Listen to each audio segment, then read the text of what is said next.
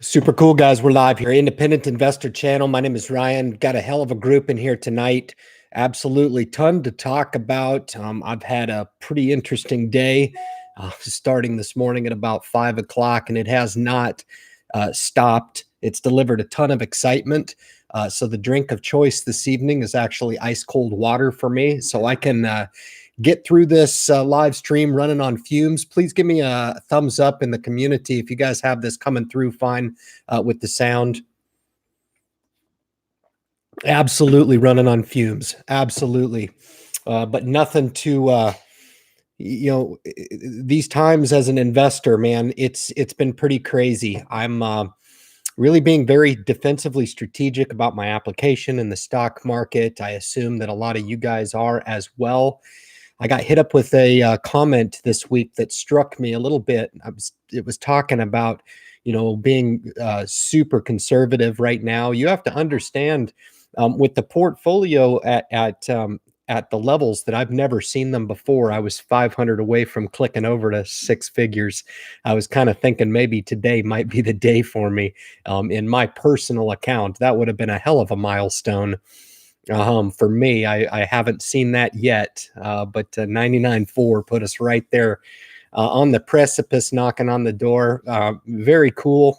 For me, I remember, and for a lot of the new investors that are in the channel for the first time, I know there's a lot of people who relate to my stories when I tell them, and they're true. How I got introduced to the market and how I started my Roth IRAs, how I took a real deliberate approach to saying, you know what, if I'm going to do this, I'm going to do it right, and started the account after I had sold a Mustang convertible that I had when I first started in my career job, and split that money up between the two Roth IRA accounts. And now with that $1,500 starting position, some ups and some downs, but in a relatively short amount of time, here we are knocking on the door to six figures on each of the accounts. This was just mine specifically, so a hell of a milestone, And the reason I share this with you guys is we want to try to dispel any type of barrier that you may have, that you don't have enough to start, or you don't have the ample education or the opportunity to invest. I contend that right now is probably one of the most exciting times to invest, minus the current condition of the stock market. Now, that can be somewhat irrelevant if you're looking to start. And, there's some preliminary things that you can get out of the way if you're looking to seek out your initial exposure to the market right here. For example, if you were, researching the landscape, honestly, there's, of course, the many books that we recommend. I've got them in the description of my videos, but I've already turned a couple people on this week, a couple colleagues of mine. The Intelligent Investor comes to mind, Rich Dad, Poor Dad. I've got a couple personal favorites that I throw out there. I really enjoy The Blueprint for America. I think that's a phenomenal investing book. And there's many, many others. And of course, this is an avenue that you can search out to get some real specific testimonial style about how I deploy my techniques. I usually declare what I do during the week. I'm not doing a whole lot right now, just enjoying being an investor. It seems like the accounts go up every single day. Which I'm tired of coming on and beating the same drum, but fairly atypical for the stock market.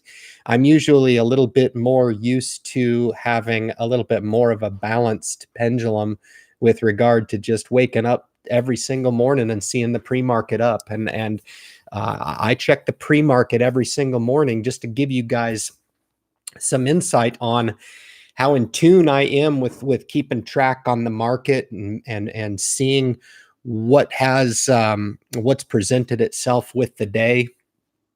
Obviously, impeachment started this week, and the market just did not miss a beat. So very encouraged by the resiliency of this market. I'm not really sure if the resiliency is going to provide some level of response on the on the rubber band side of the house if this thing ever does pull back. And that's, I would encourage each and every one of you guys that have enjoyed investing over the last few years to just keep that in the back of your mind.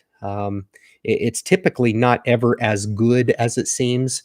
And believe it or not, it's actually not usually as bad as it seems. It's usually somewhere in the middle. So, defining and getting a perception about the stock market based on what it's doing currently is probably somewhat ill-guided. And so I would encourage anybody that's been invested in, especially for the last, 10, 12 years or so. There is another side to the market. Certainly, it's just been a heck of a run. It's been really, really encouraging.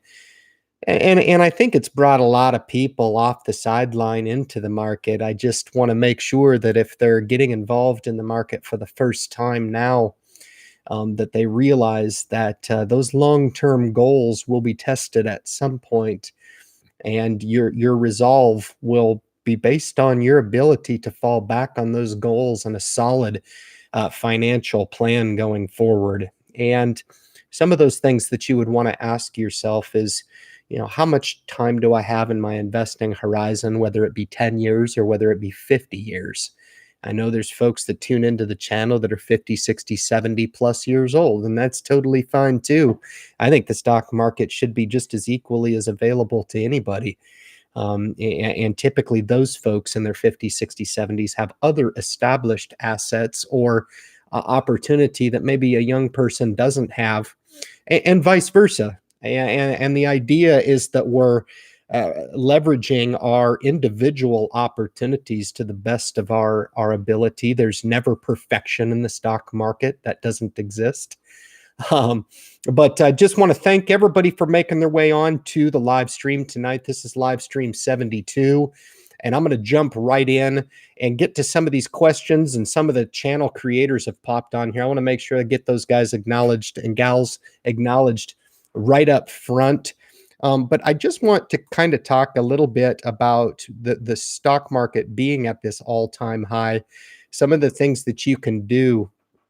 Now, having that starting capital put into the market now is something that you could do, but there's many other things you can do where I consider now to be one of the best times to invest. I mean, now with entry and exit fees, in other words, the cost to actually buy those equities in your account. If you wanted to buy 5 shares of a General Mills, or you wanted to buy 5 shares of Apple Computer or Home Depot or a Chipotle, somebody disclosed investing with Aaron through his up 67% into the community. I thought that was pretty awesome. Real investors rendering some real results in some portfolios. And I think it's impressive. I always tip my hat to those wins. Lots of different ways to win in the market for sure. As long as you just don't get over your skis and get crazy. There's lots of ways to really find some personal success in the market for sure. But that starting capital is just a start.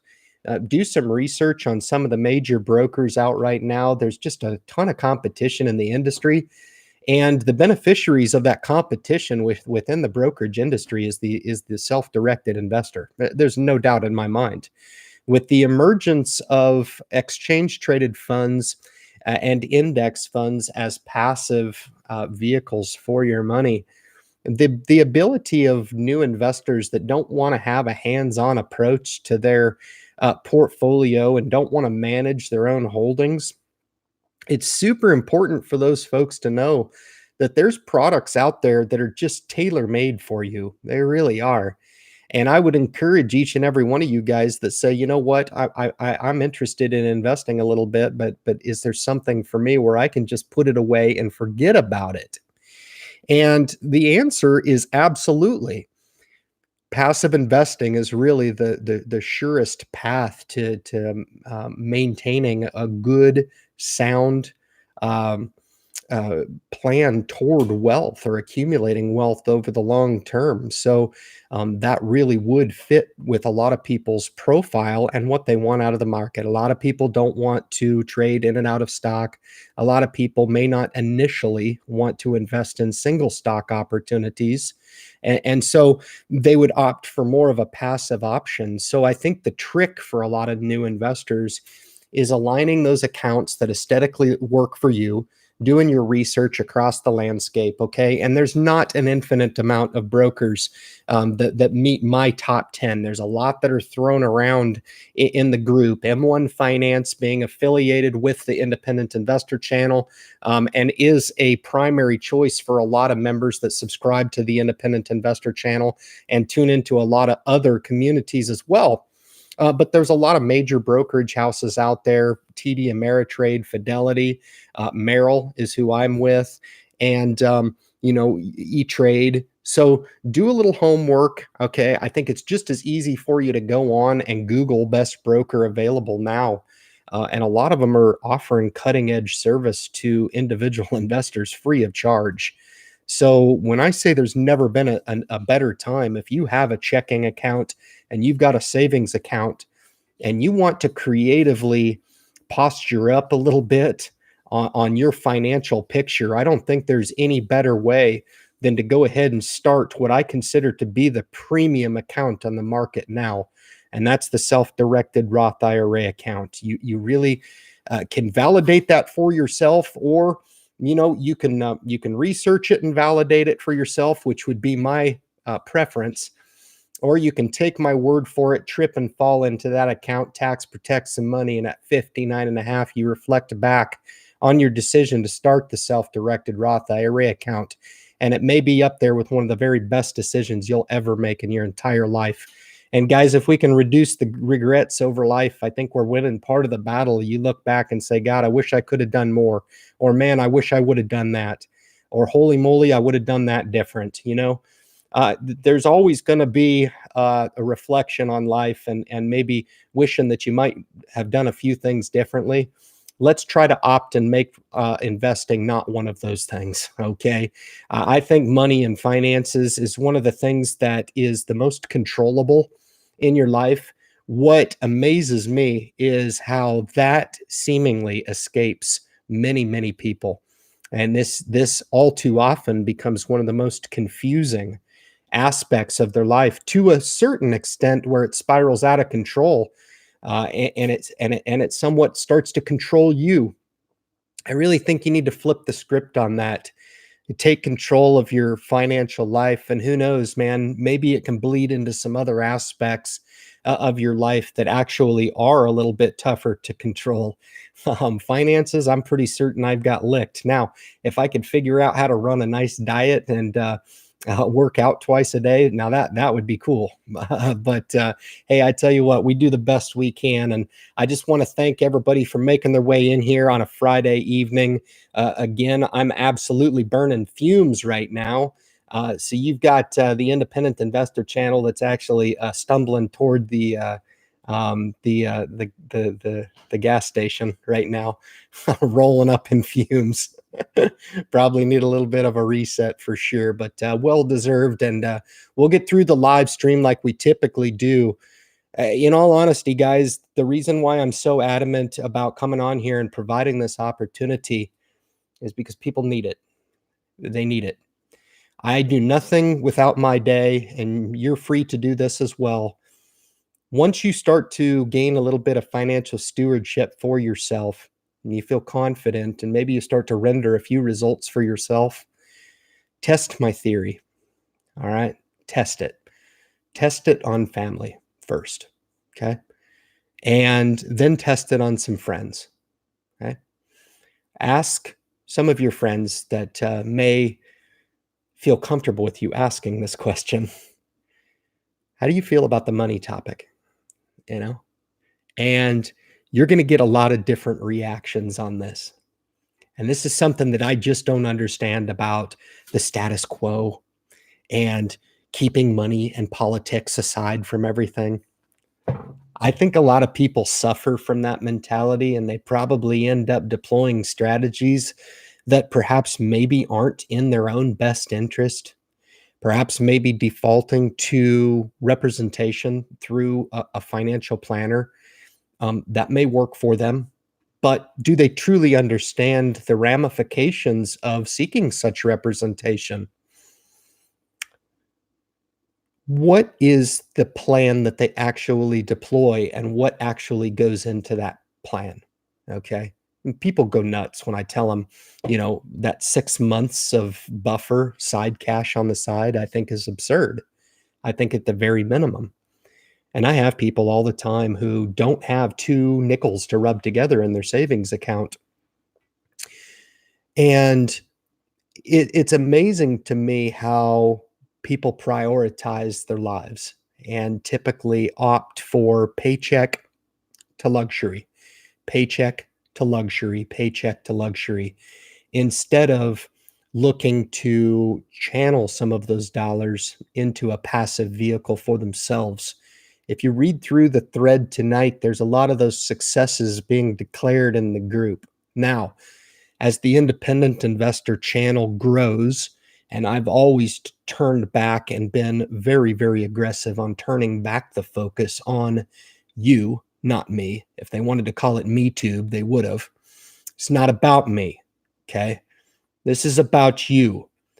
And hopefully, over the course of the last 3 years, we've provided some eye opening information, some explanation as to why the investing discussion, it's okay. It's okay to have. You don't have to be bashful about it. And I get it, man. Some people don't like to talk about their finances, okay? I'm not one of them. It's my favorite topic. And if we can learn a little something with regard to how each and every one of us deploy certain strategies, use different techniques, seek out their research in a lot of different ways, deploy different strategies, then I think we can all benefit from that. And if you don't think for a second that wealthy thinkers aren't paying attention to this, they are. But I'm starting to realize for myself that your ability to think and grow rich is a rare one. Is a rare one. And make no mistake, man, my ultimate goal is to provide that opportunity to each and every one of the subscribers that join the message, folks that are coming on looking to subscribe to the message. Don't think that there's a chance in hell that this could ever make sense to them, but maybe they dig deep down inside and they find that little spark of motivation that totally makes sense to them. And the hope is that spark grows into something that's very special and they start to take ownership over their own program. And that right there is what I consider the empowerment message, man, when they've built a program that starts to become a self-fulfilling. That's what passive income is all about, is growing those assets. So someday they have the ability to supplement or completely fund your lifestyle. If you like what you're hearing, man, stick around for 2 hours. I'll do my very best. It's a chance to open up the hinges, all right, and take a look-see at my perspective on the inside. You might be quite intrigued at what you find because I know the path I'm on, just trying to reach back and pull some people along with me. And there's a hell of a community, past over 17,000 subscribers, and I'm thankful for every single one of them. I'm so glad to be part of this community, and I hope that you are glad to be part of it yourself. All right, let's jump right into it, guys. Bob Wright is the first one in the group. He always is, man. He jumps in here, and then SH Walker 07. Hello, Bob, and everyone waiting. So I wasn't able to engage too much on the pre-funk. I do apologize for that. We'll fix that next week. I do apologize. I usually come on here and do a little bit of rapping about an hour before I was actually engaged in some follow-up work from today's crazies. So yeah, closed the book on that and jumped right on the live stream. That's the way we roll. Ryan might be on the live chat with Gen X, so I was not actually. I was in a meeting with a friend of mine on a project I'm trying to help out with, and by God, we're trying to put some hearts and minds together on that. And I'm very, very intrigued on where that project could, in fact, go. That's got the chance to impact the world, and no joke about it. The independent investor channel has that as well. It's just an interesting and fickle topic that a lot of people really don't want to engage in that deep of a level of financial discussion. But we're going to keep on poking the bear. Okay. So I'm skipping it as I can't absorb all that information. I couldn't take a Gen X dividend investor, and I mean that in the nicest ways, but not today. I've been problem solving all day. I've been firing solutions out the end of my decision making today. It's been one for the ages today. It's been interesting, but very big challenge today for sure. So no, I agree with you. But he says I bought 25 shares of Schwab. I've owned Schwab once this year, and just took it for a channeling opportunity. Made a little money and skim off of it.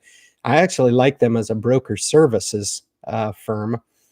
So I'd have to look a little deeper into the stock itself. When I bought it, I just thought it was oversold, along with all the other financials. And when they went through their upswing, they benefited with it as well. And that's when I took profit in Schwab and Prudential at the time, and MetLife as well. Just a couple channeling opportunities. They're adding lots of new accounts. I'm sure that they are. I think Schwab is probably tops of the list. So for you new investors out there, do not discount Charles Schwab as an option to at least look at. Definitely top tier broker, and can definitely work and provide a lot of checked boxes for a lot of would-be investors. And I do believe what Bob's talking about there, with starting a ton of new accounts. I believe they will be offering fractional shares next week. That's crazy. I think somebody had mentioned that, if it wasn't you, Bob, a couple weeks ago anyway, and I was curious about that. They're doing a lot of maintenance over the weekend. That's interesting. That's really going to be attractive. That's going to pull some people, I think, to them. And again, these major brokers are offering functions that are making brokers like M1 Finance, that right now these are exclusive benefits. I don't know of another platform that offers what M1 Finance does. If some of these major brokers start coming on board and providing some real direct competition, I think it's going to be interesting. But again, the byproduct, we can go back and forth all the time on, who's the best broker and who provides the best service. Ultimately, at the end of the day, I don't really care. Whoever provides the lowest cost of entry to the market, that is one of the single most important veins on the independent investor channel that we talk about, providing that access, because every basis point that you save on potential expense to the broker is going to be able to remain in the account and work for you. That's where we've coined the phrase wealth preservation.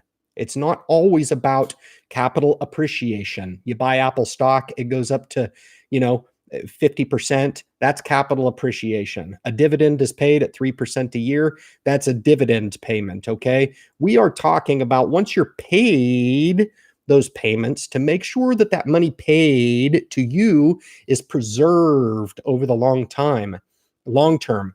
And your ability to preserve that money will allow that money to compound at its maximum potential. That's the key in a nutshell, guys. Okay. Keeping the majority of the profit, if not all of it, quite frankly, on the individual investor side, and you're not sharing it with the large brokerage houses. They have enough. Okay. They're doing fine. All right. We want to keep a lot of that money on the side of the individual investor. And the access potential is scary for new investors, scary in a good way. Because the liberating piece to this message is that you understand the power of a liberated dollar as opposed to a restricted dollar in an account. Your eyes are going to be opened. Okay. You are going to regret not having been brought to this information sooner. Anybody in the community can attest to the power of the information, and they're probably seeing for themselves how quickly these accounts grow when they have an opportunity to opt out of a fee structure through the proper designation over that account. Okay. A Roth IRA is a Roth IRA. That is the most untrue thing that I've ever heard. There's absolutely a difference between a managed Roth IRA and a self directed Roth IRA. Okay. If you don't believe me, call any major brokerage houses. They'll tell you the same thing as me. What you're not going to see is commercials on TV advertising that you invest with their firm, and they're going to provide you the exact same service that they provide their managed account holders. Okay. But they're going to provide it to you free of charge. Okay. Free of charge. Check it out for yourself if you doubt that. I think you're going to provide yourself that validation, which is what a lot of people need. That's totally fine. You don't have to talk about finding the information on YouTube. That's totally fine. I have thick skin. It's no problem. Hell, you can tell all your friends that you found the information, okay? Take it, plagiarize it. That's fine. As long as you promise me one thing, you put it to work for yourself, okay? Put it to work for yourself. And then 5 or 10 or 20 or 30 or 50 years from now, you're going to look back and go, God dang, I took credit for that whole thing, but I should have been thanking that YouTube fella that turned me on to it. There was a time when I was turned on to this information as well. I'm just trying to pay that referral forward for you guys, okay? It's great to have you. Wait a minute, the SEC is investigating Under Armour accounting practices. I just had to cringe a little bit when I read this from K2. That was a pretty funny deal. Chinese firms have no oversight. I'm confused. Yeah, that's true. That's one of the benefits, honestly. I do have international investments. You guys know I did seek out some international exposure through product number one is the VEA, right? That's the Vanguard's developed markets, international. I do own the emerging markets ETF as well. And I did purchase last week the VYMI, which is Vanguard's dividend offer that's of the international variety. So getting some international exposure in the portfolio. I'm stoked to do it and do it through the Vanguard ETF products. Just disclosing to you guys what I have. That's how I seek out my exposure across those different markets. If you don't understand something that I throw out there, I kind of talk fast, but you guys have to understand this stuff is kind of commonplace for me. And if you don't understand certain terminology, some of the resources that we've started and provided for our community is the Facebook group for number one. If you don't understand what an ETF is, go in there and ask the question. There's a ton of good folks in there. You'll probably get 5, 6, half a dozen, whatever answers back to you explaining that very thing. And they'll probably link an article for you to go and read yourself what that means. Okay. But I do throw out those terms, just quickly. If you have questions, don't hesitate to throw them. That's what we're all here to learn and evolve. I'm no different. I'm always looking to evolve and learn. Bought Starbucks this week on a dip. Just a little tidbit. I bought the long forgotten General Mills. Yeah, I know you guys can laugh at me. That's fine. I might be the one laughing. I don't know. 4% dividend on General Mills here, low $50 level. I'm good with that. And then Starbucks on the dip. I just gave a slight opportunity to enter the stock here. I felt in the low 80s. That's fine. Overpriced, overvalued, but it seemingly was trying to re-rate there for a bit, going more into a value play, and then the growth started to pick up again. At an alarming rate, to be honest with you. And it's one of those companies that I believe in. It's just such a good company. And so proud to put Starbucks in the portfolio for the second time in my life. So we'll see how that goes. Long position, we'll continue to hold that. But I'm slowly getting rich here. I don't know. This is interesting for me. The market seemingly goes up every freaking day. So, I mean, there's not a whole lot I can do. The real work in investing will probably start when this market starts to retract back on us a little bit. And it'll be interesting to see where it goes after this holiday season. I think we may have, another 6 weeks or so blah, yee, hee, everything's great. It's going to go up every day, and then next year might be interesting. Who knows? I've always said what you think the market's going to do, it'll probably do the opposite. So, probably best to just invest and forget it, to be honest with you. And a lot of my approach to my own investing portfolio, my own holdings, is just to do that. Hold the core holdings, absolutely, but introduce a pretty robust passive base in the portfolio and become a little bit more passive with my program.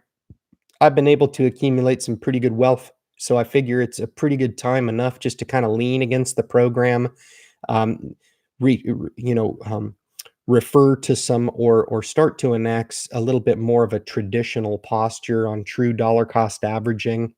I still think that's one of the best ways of adding wealth into a portfolio. I'll continue to strategically buy where I feel appropriate, but not looking to do so much finagling with the portfolio. I think once the market goes down, those opportunities are going to start to simmer away, and it's going to require investors to really lock down the portfolio and not do so much maneuvering. Maybe go do something else with your time, and it's not going to do you any good to sit there and watch it go down every day either. So I'm sure everybody's logging into their account watching it go up every day.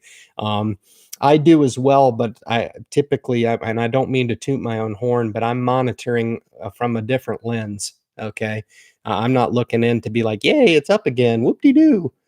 Um, I'm looking at something a little bit different. I'm trying to eke out what little opportunity I find on the upside in this market. And if those two picks are any indication of where my mind is right now on opportunity in the market, I'm satisfied with my long positions. I'm satisfied with most of my starting positions in the passive Vanguard ETFs.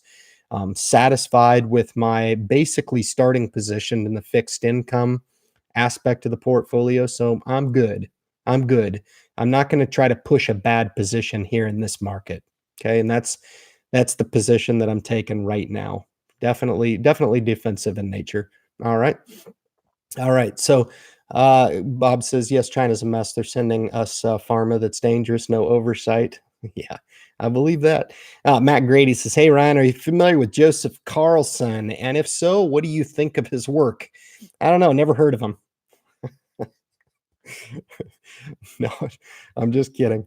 Joe Carlson is one of the few featured channels. I've got Joe Carlson and I've got Nate O'Brien, who Nate O'Brien was around when I started YouTube. And I remember when he was just a little channel, and I'm still a little channel, and now he's a huge channel, which I think is kind of funny. But Joe and Nate are the only two that don't endorse me as a featured channel. But I've got both of them in mind because I believe so wholeheartedly in both of their messages. Nate's just a cool guy. He's traveling the world right now, and kind of proven some things, man. What the power of these young people can do nowadays. I'm not one of them. If you listen to my message and you're a young person, you certainly stand to benefit from the information. There's no doubt about that. The information's powerful. But Nate's been able to generate that on his own, as a lot of other younger YouTube creators, and really hit a nerve of momentum on YouTube. And I wish I could find that. I really do. I'm still searching for that nerve.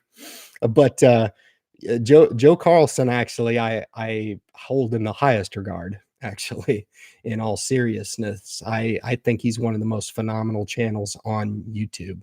No doubt about it. Super high level of quality.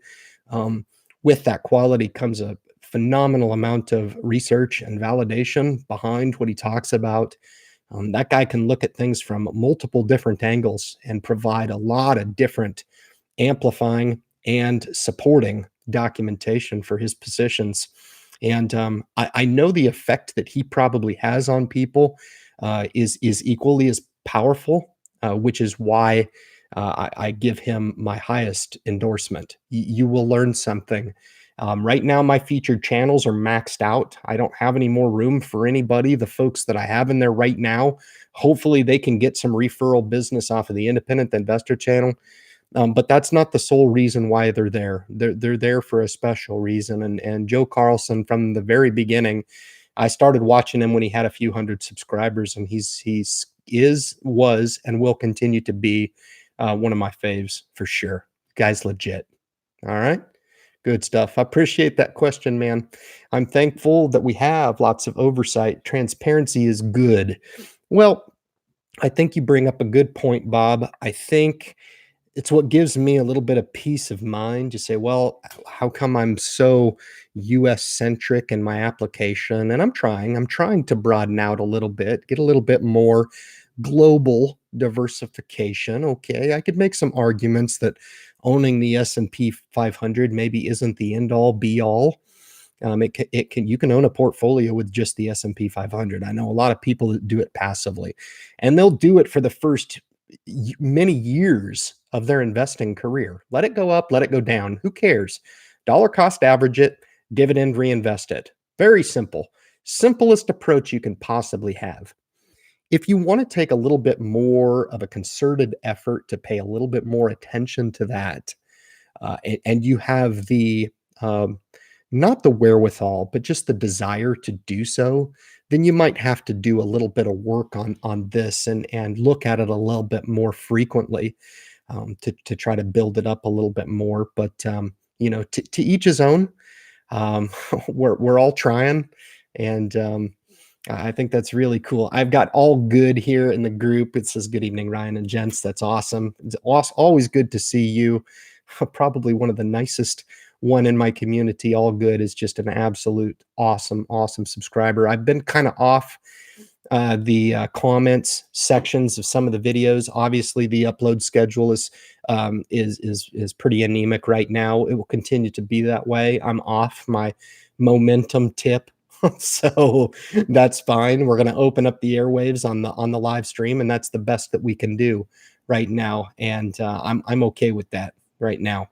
May look to ramp up a little bit as we get toward holiday season, and I just have a little bit more time to work with in my upload schedule. But it's great to see you. All right, I really appreciate you popping on here.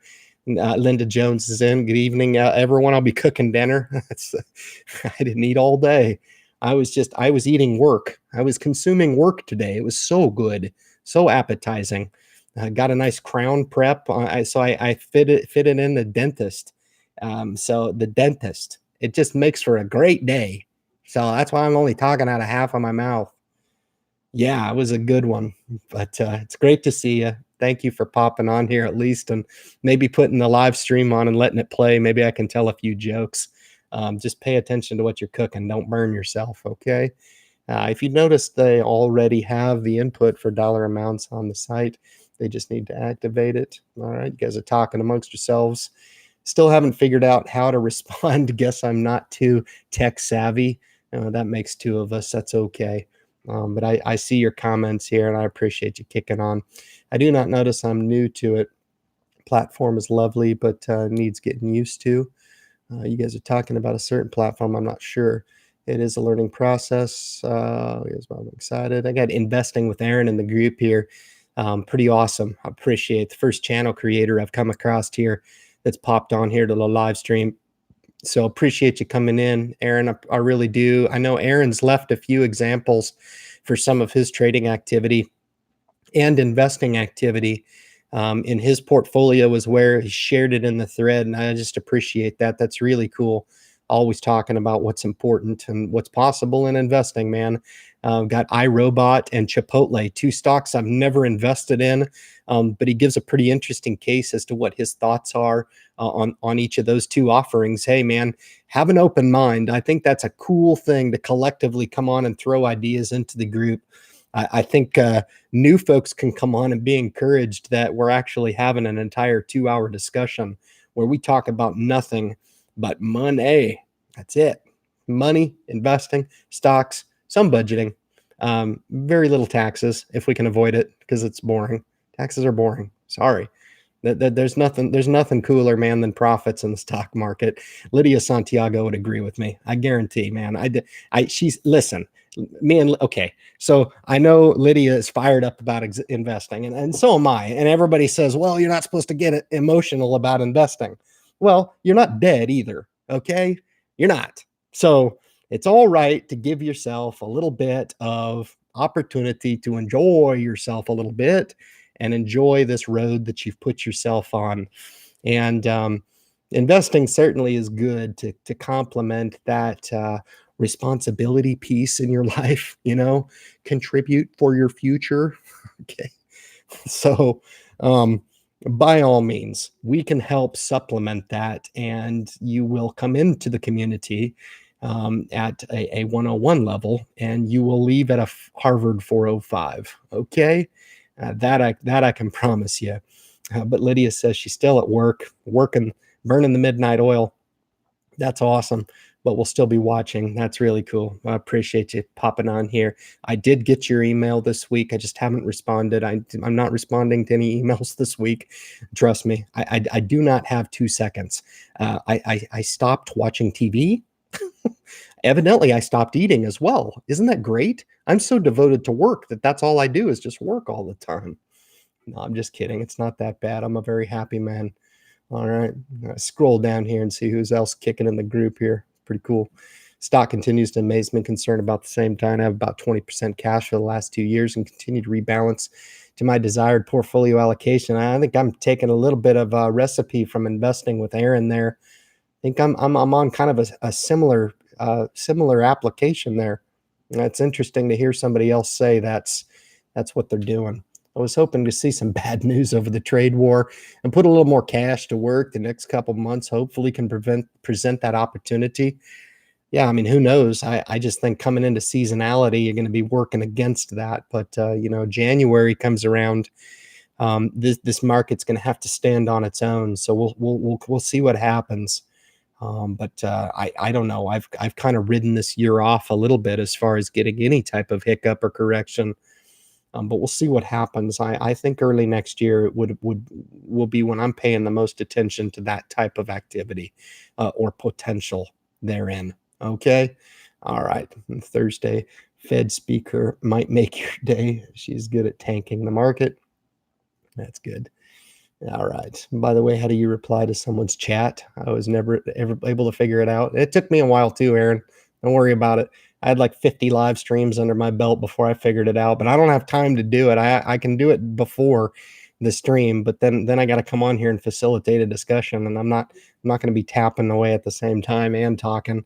I'll lose my concentration or I'll lose my chain of thought, and then I'll just sit here and stare at you guys for an hour straight. I don't know how many views that would get, but it just would not be that exciting. Then I'd really get a lot of people pissed at the amount of commercials on these live streams. So listen, okay, it's amazing what we can justify as far as wasting money. Okay. Now, I don't place the ads on the live stream. So at 42 minutes, I'm sorry. Okay. I am sorry. That's one of the few ways that I generate some income. Now, I don't care so much about the income. I would do away with that if it meant not annoying a few handful of people who have really let me know that they are put out by the commercials. I'm sorry. But I want you to take a look in the mirror and ask yourself the combination of the 8 commercials that are spread across a 2-hour live session. Has there ever been any other time in your life where maybe you've wasted a lot more money than that with gaining a lot less perspective? Okay. So keep some perspective on it. Again, I apologize up front. Okay. I don't place those ads and I don't edit it and remove them. I've never tried. I don't think it's even possible. I really don't think YouTube knows how to handle a fella like me who comes on and provides a 2-hour live stream. I don't know. So maybe when the computer auto generates or auto places that ads, they place them pretty close together. That I do agree with, but I'm sorry. Skip the ads if it bothers you. All right. Unsubscribe to the channel if it proves a point. Okay. But I'm sorry. All right. Hopefully I can make up for it and we can counterbalance the small amount of time that you spend that I can't give back, giving you some financial information. Okay. Good stuff. All right. I got Mike Buffington in the group here. Says, hi, folks. Looking forward to another night of knowledge. I'm trying to give you some real insight nuggets. Uh, and hopefully you're picking up on it. It's really hard to give you some real concrete moves that I'm making right now because this is the time in the market where I would be more apt to take some profits there if there was some. But I'm sitting on really good profits in a lot of companies that I don't want to sell. I can go down the list of the stocks that I'm up at least 10% in. UTX has really just been an absolute fireball this year. Visa's been a nice performer. But let's jump in here. I'll give you all the names. Intel comes to my mind. That was a really nice strategic buy in Intel. I know Bob had mentioned that he had done a little swing on Cisco, which was interesting enough. But some of the stuff, Apple, Apple's been really just like I don't understand what's going on. I've never seen Apple trade this way. So we're up 20% in Apple computers. Really can't scoff at that at all. Reduced the position in Bank of America to 50 shares, took a little profit off the table there. Boeing is been on fire, coming back north again. Caterpillar up 5%, Citigroup up 5%, CVS Health really got a good entry on CVS Health, up 12% in CVS. Uh, Disney, of course, with the nice uptick, a little bit of sell off today, but that's a stock that I don't touch. I've got one of the biggest positions in the portfolio, almost 33 shares of Disney there, up 16% in Disney. Can't shake a stick at that. That's really good. ExxonMobil obviously has just been a real Debbie Downer. FedEx, no problem. Always wanted to own the stock and finally do. IBM, we're off on IBM, but Johnson and Johnson, we're up. Lockheed Martin, we're up. Medtronic, another good name, we're up there. Northrop Grumman, we're down a little bit, but I showed you guys that channeling of the trades this year. And I have just absolutely knocked Northrop Grumman out of the park. So I'm not really worried about being down $102.26. I've made way more than that just stockpiling trading profit in Northrop. And I believe I've only got a 5-share position in there. I do. Went ahead and added Procter and Gamble into this portfolio. It fit, and I needed some staples. And just even after an hour of talking about Colgate Palmolive, I wasn't sold on it from Gen X dividend investor. So I went ahead and went with Procter instead. So went with my gut on that one, man. Sorry. It was a hell of a video though, man. Trust me. Finally, Royal Bank of Canada, that's up nicely, 3%, a little dip there. Royal Dutch Shell has just been a big drag. UTX up 31%. That's good. UTX has been just an awesome holding. And the VOO, man, the barometer of the stock market, I just own a starting position there, up 5% in VOO. And then I mentioned VEA, which is the Vanguard FTSE developed market, which is Europe, basically, up 5%, up a couple $100 there. So really looking good. The small cap value has done quite well for me. Then we jump over to the other portfolio, some good performers there. This portfolio is actually starting to come back really nice. AT&T, if you guys picked that up in the low 30s, I mean, AT&T provided you that entry for a long, long time. It was there for a long time. And if you got that entry on AT&T, that's a pretty good opportunistic buy, in my opinion. Chevron is looking good. General Mills, I told you guys about. Honeywell, Intel up 10%, JP Morgan up 10%. So very, very good there. Merck up a touch. Kraft Heinz Food got that in the low 30s. So we're good there. Building a position there. Pepsi up 12%. Raytheon, Starbucks is up a bit, up a point. So we're good there. State Street went ahead and sold out of that position. That was really nice. And then some of the Vanguard products, VYM, up almost 7% in VYM. Now, the cool thing about that is I'm getting paid in two different ways. The 7% is the capital appreciation, That VYM, I believe, pays over 3% yield on that particular ETF. Okay. So for the new investors, I just offered you a ton of value here, just reviewing straight out of my portfolio what I'm talking about. VTI up 6%. I mean, good grief, guys. I haven't been investing in that for very long, but that's another one of those funds that you can just buy and sit on and let it make you rich. Freaking A, man. Is awesome. Verizon's been a real sleeper in my portfolio. It's been really, really a great performer this year. I'm very happy with Verizon. Got a nice $3,000 position in Verizon, up 3%, but it pays that 5% dividend. It's a really nice dividend there.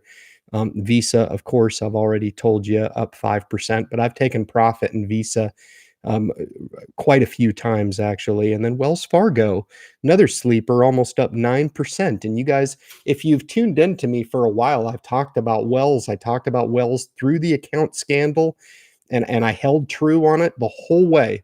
So now I'm sitting on 9% and also a very nice 2.5%, almost 3% dividend there. So very satisfied with the performance of the portfolio. Not a lot of liquidation I want to take. I'm just going to continue to hold those and look at those green positions as a buffer in case the market does end up getting a little bit cranky. I'm okay with that. So, but that was the portfolio rollout for you loyalists who are sticking around in the live stream for a while. Really, really cool. I'm glad to do that for you guys. And that way you get a little bit of value if you stick around and know what my actual portfolio holdings are. Um, but I'm not sure how you guys feel about rolling those out via live stream, or if you do enjoy the biweekly rollouts or something like that. I just felt like the content was getting a little bit stale, to be honest with you. So tailored back a little bit about that. I figured if I couldn't deliver, ground building for new investors, that I was going to take a step back on the content. And YouTube wasn't paying me anyway, so it was an experiment that I ran with the daily uploads, and we put a kibosh on that. I'm not going to work for free, so that's the way I feel about it. I got Mr. Greg Cami in the group. Great, a lot of dividends received today, so it was a good with X dividend. I guess a lot of them probably paid today. That's really cool. That's a great feeling. It's one of those small wins that you can't appreciate when you start investing and you don't know what to be excited about. You see it go up $7 in the day, and you're like, man, this works. Yes, it does. It does work. But the first dividend that you pay, and you set that for dividend reinvestment, and it buys you some more shares. And that's what I didn't disclose to you guys, is that every one of those stocks that I own are good dividend payers, and those are all accumulating wealth for me while I'm off doing other things. And it's kind of funny, the balance that I seek by knowing that I've got that money working for me while I'm justifying working hard for myself. Does that make sense to everybody? I just I don't know if I'm sick or if I justify it in a weird way, but I don't think I could operate with knowing that I don't have my money, at least in some capacity, working for me. And I would hope that each and every one of you guys would contend or hold yourself to somewhat of the same standard. It comes with um, giving yourself a little bit of an ultimatum, putting yourself to a challenge a little bit, um, looking to validate something outside your scope of understanding. If you don't know anything about investing, get over yourself. It's okay. Okay. Every single investor in this community or around the world started at some place or time. Okay. And rationalizing not investing is not a good enough excuse not to invest. Yeah, I said that right. Good stuff, man. Yeah, it's great to see you, Greg. It's cool you pointed that out, because it's just one of those little wins that you got to pay attention to when you become an investor. It's important.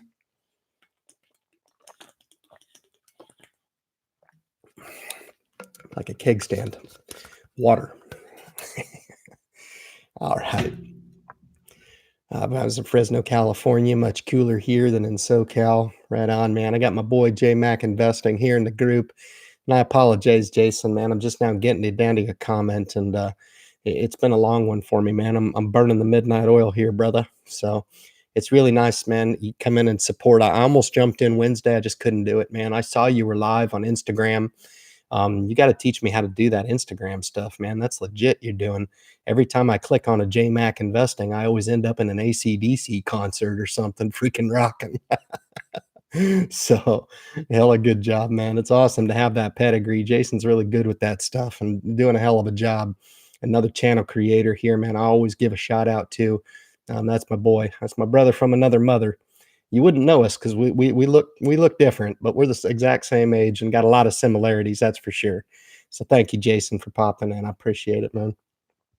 Uh, so this is investing with Aaron says he's up 67% in Chipotle. I tell you what, Aaron, it's kind of funny, man, because when I look at all those opportunities in the past, investing does that to you. It almost makes you look at it and say, what if I would have done this? What if I would have invested? Man, I missed this one, or and then when you win on one, you're kind of like, I expected that, So I don't know. It's a fickle game for sure, but yeah, Chipotle would have been a good one to pick up right about the time of the E. coli scare. That's for sure. God, it's done tripled since then. But that's really cool. I appreciate you sharing those wins for us here in the group. That's awesome. Costco seems to be a good place for swing trading. Yeah, I'm not sure if I agree with that. I'm holding off. Costco is one of my favorite businesses, but it seems a little expensive right here. You just may have to pay up for Costco. I get it. Target's probably the premier retailer right now, in my opinion. And TJ Maxx, quite frankly, nobody talks about that. I think TJ Maxx is right there at the top as far as I'm concerned. To talk about a business that I actually enjoy their model a lot more than I do Target, which is a lot more traditional. I mean, if you can tell me the difference between Target and Walmart, I'll hear you out. But TJ Maxx is completely different. And I tend to like both businesses. I really do from an investment perspective. But I'm just not sure if I want to push the envelope here. I mentioned last week that I love to grab a piece of Home Depot. I just don't know what's still propping this stock up. Home Depot, I just think is overvalued coming into off season with Home Depot, but just what a phenomenal business. So unfortunately, with some of these established blue chip companies, a lot of buying is going on. A lot of people are looking to not only rotate funds, but to take funds from the sideline and get them parked into some of these good blue chips. And I can't say that I blame them. I'm the same way. So can't say I blame them. And Walmart kind of rolls that list out, as well as Target, Home Depot, and Costco. So really cool stuff. It says Cisco's interesting. I noticed that big dip. I'd buy it here. It's easy. I was thinking about doubling my existing position. I've got 100 shares. Didn't bother me. Cisco's fine. One of the best CEOs in the business, man. Mr. Robbins. The guy's legit. So yeah, I'm proud. And you got to seek out your exposure somewhere. You're going to buy Microsoft, which I own, Intel, which I own, Cisco, which I own, Apple Computers. Technology is my favorite. Big stake in IBM, which is of course just been an absolute, just a beast. I could have done without IBM, but hey, seeking out some exposure in IBM, and I'll sit on the fat dividend for a while. But yeah, it's important to have some exposure to technology if you can't make up your mind. You could always look at the specialty ETF. I do own that in the M1 Finance account. Hell, guys, that account, that little portfolio that I'm doing as an experiment, that I did in fact take some abuse from my good friend in the Facebook group. And I don't mean to pick fun a little bit, but remember how I always talk about results are results, and you can make a trade in Tesla. You can make an investment in Apple. Which one makes money? Okay. Now, it's a deeper psychology behind each of those trades versus investment. For example, how much risk do you take on by taking the trade in Tesla, and how much risk do you actually take on by investing in Apple computers, right? But over a given time frame, if one outpaces and ends up making you profit, then that's something to be acknowledged. Okay. But anyway, I like Cisco on the dip here. I think it's worth looking at. But technology's number one on my list, man, and it's the highest weighting in that M1 portfolio that I have. I openly share that portfolio with the group, and that's the specialty ETF portfolios where I've taken each of the sector specialty ETFs and assigned my own custom allocation within there, and technology ETF is the highest one. I think that's about 14%. And then it goes down, I believe, to healthcare, industrials, financials, and then down the line where I think materials is probably my last one with about 5 or 6% in there. But I'm making 10.25% in there right now. The portfolio's performed beautifully, paid me a nice dividend, made some capital appreciation, and I've been paid some dividends that is reinvested back into the portfolio. And as I fund it with $25 per month, which is a drop in the bucket, I hardly see it go up, but those fundings go in to fund the lowest aspect of that pie. So kind of a cool way of investing. It's fun. It's passive. I like tuning into it once a day, and I say, "Yep, okay, cool. It's up again today. Yeah, I'm good with it. Right on, man." Just one of my 6 accounts that I have that's working in with its own personality, I will say, for sure. But hey, I'm up 10%. What can I say? I'm happy. I could do a swing on AbbVie, but it would be a tax event for me. Nah, no need to do no need to do that. It's all good. So, geez, I just had a ton of comments drop in on me here. I got too close to the bottom. I just saw Gen X dividend investor pop in. He probably missed my joke too. I was talking about not buying Colgate Palmolive even after his beautiful articulation. No, the videos are legit, man. I put him in the highest and best company as far as my um, affiliation with certain YouTubers, which I can probably count on one hand, maybe two. But I definitely hold him in the highest of regards for sure. So anyway, I see Travis Williams has popped in here for sure, but I'm gonna try to get up here to the thread, spend the second hour engaging in a lot of different questions. There's just a ton of people in here, and I just came across Matt Money. So that's really cool. He says slowly getting rich. You don't apologize. You know what I mean? Like, why the hell do you invest? You know, I don't invest to invest, man. I invest for the money. And at the end of the day, man, money provides opportunity. It provides options. And later on in life, maybe those things are kind of hard to foresee needing now. But I tip my hat to Matt. I don't think he's 30. I think he's in his late 20s. But to have that type of perspective now in life, I think is a rare commodity, man. I think you could take a page out of Matt Money's playbook, I think, a little bit and deploy it for yourself. Some of these kids, man, nowadays, and I don't mean to impugn, but 28, man, I wish I was 28 again. But some of these younger generation, the folks that really get it, that their potential's scary. It really is. It's scary. Because he is on his way to perhaps maybe not 7, but 8 figures. Yeah. So that's the cool thing about this opportunity, man. It's really, really cool. Um, put it to work for yourself. Yes, Ryan. Good stuff. I want to cruise up here and try to get the spot that I left out on, man. I've got a lot of people here that I'd really like to get to, and I'm going to focus on the thread now. All right, in this live stream. Okay. Wow, 72 live streams talk about discipline. Um, it's interesting you say that. Investing Wisely, who's another investing channel. Again, man, just a bunch of folks in here. Got Riley Griffith, just a ton of channel content creators in the group here. It kind of goes beyond that for me, to be honest with you. I enjoy the live stream. It's a little bit more dynamic for me, a little less robotic than the freaking YouTube grind of just getting down and talking to your GoPro. This is a lot more engaging to me, and I prefer it, to be frank. So, but I appreciate the compliment. Yeah, it's been a lot, but not too much. I'm in my element. I really enjoy the live stream.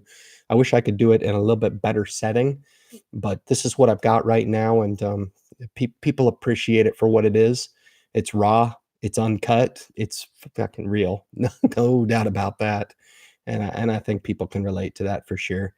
And I don't mean to talk over people. I just mean to talk to people, let them know what I do, and if they can say, Jesus, this guy, maybe I can be a better investor than this guy. This guy doesn't know what he's talking about. Good, right on. You're learning. That's awesome. That's a start. Okay.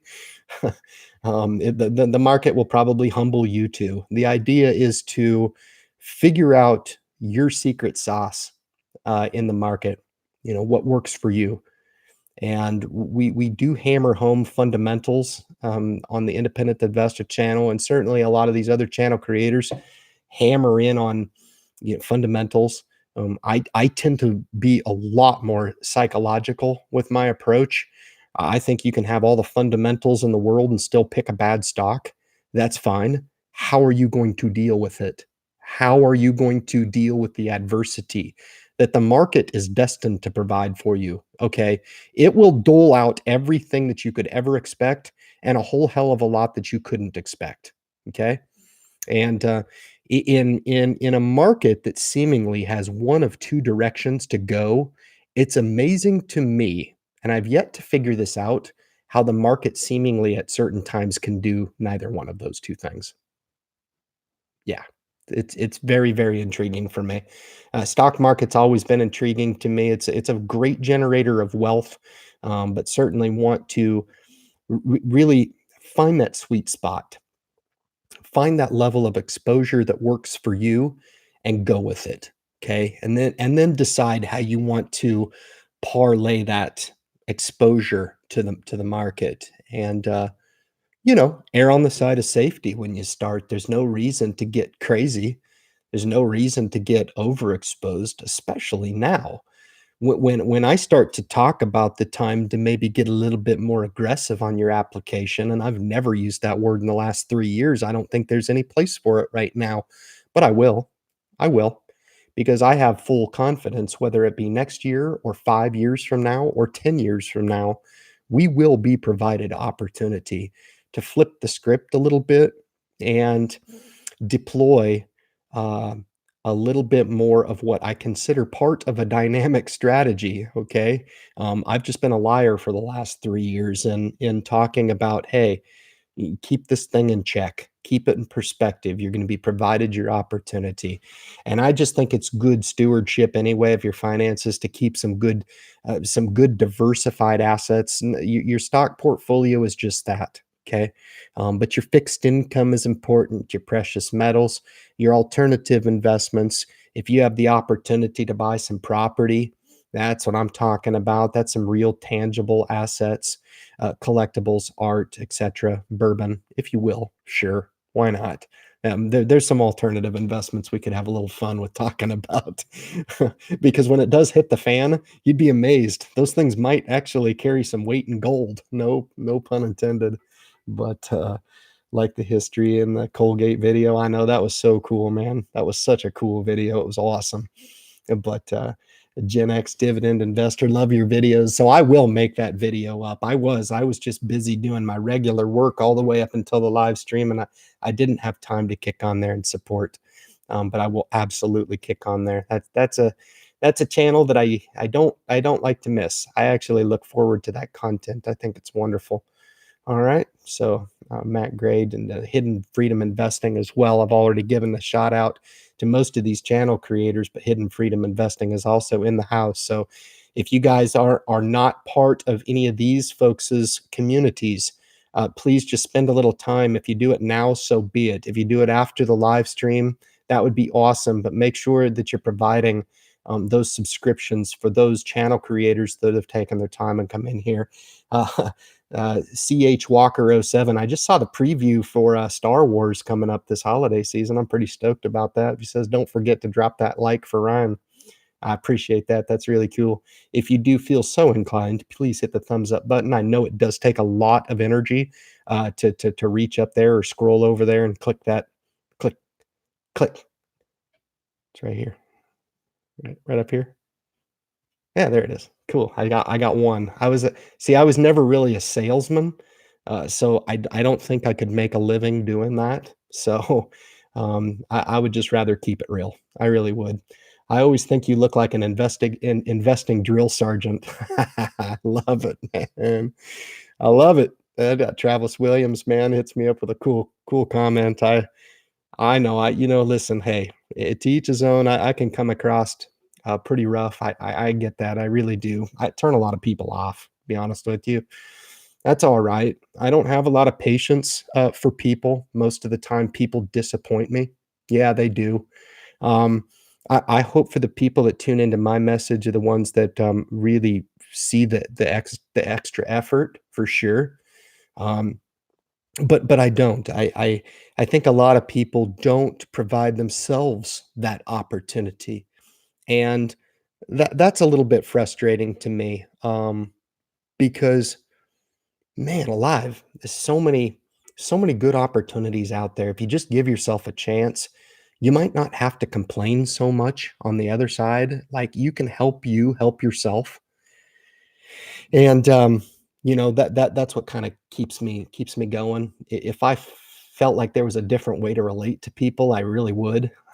But, I'll take that as a comment. I think that's pretty cool. Investing wisely. Hey, Ryan, Dow 28,000. I would have never thought that. I would have never thought that when it went over 20, that we would have gone this fast from 20 to 30. I would have never thunk it. I got investing wisely. I'm responding to a little bit. But hey, it's going to do what it's going to do, and I would have never speculated that it would have been doing this right here. But hey, what can I say? I'm humbled.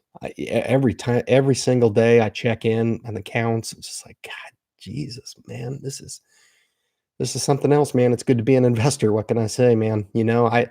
If you're on the sidelines and you're sitting back and you're just like, wow, yeah, I wish I was part of this. Well, you can do one of two things. Either you can monitor other people and the success, or the failures that they have when the market goes down, by becoming a participant, or you can become a participant yourself. I do acknowledge the successes of the people who come into the channel here, but th- there's there's nobody that I'm looking out for more than myself, and I expect you guys to look at it the same. I really do. I think there's just a lot of potential in the market that does have the potential to be scaled.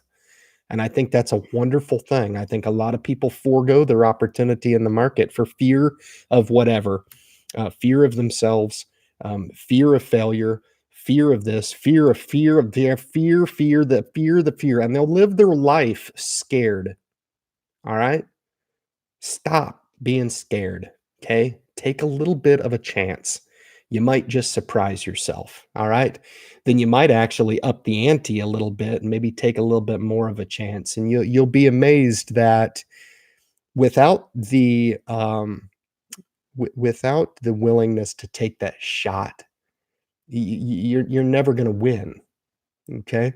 I've lost a lot of times. I've also won a lot too. But I'm gonna live to fight another day. That's just my story, and I'm sticking to it for sure. I'd like to see more fighters. It really will, and I mean that rhetorically. I really do. I mean that metaphorically. Um, yeah, I think people should operate with a little bit more sense of an urgency, because I think people get blasé with their approach, and that's where regret sets in. And I think we're trying to avoid a little bit of that activity if we can. All right, for people. I'm starting to come to the conclusion that I do better staying away from high growth and speculative names and stick with value dividend. That's the comment of the night right there for sure. Investing with Aaron, looking to drive home at a philosophy that Uh, I don't know if I ever really learned the lesson tough. Certainly, temptation is easy when you see Netflix and Amazon go up every day.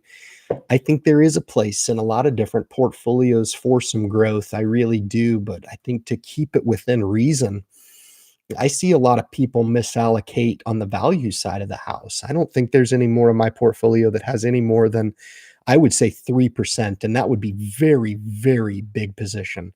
I think VTI probably 3, maybe 4%, maybe is my largest position in the portfolio. Single stock, probably close to 2%, probably.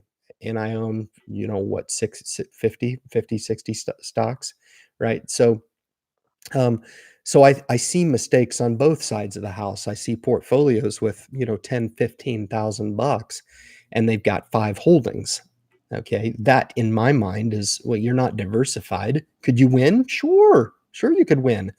You could win with the 5 stocks that I contend you can own forever. Then that's fine, but you're doing it at the expense of diversification, and you're putting yourself out there. You're kind of exposing your portfolio to that single stock risk, and you can buffer that risk by controlling the amount of shares that you enter into with your stock holdings, and really try to set that layer of base in that portfolio by your main ETF passive holdings. You want to do mutual funds? Go ahead, toot your own horn. That's fine. Index funds, that's fine too. I prefer ETFs for a lot of different reasons. I've found no difference between index funds and ETFs, other than ETFs are just easier to own. That's what it comes down to. That's what it boils down to. But nah, man, I'm with you. Yeah, I've had a hard time.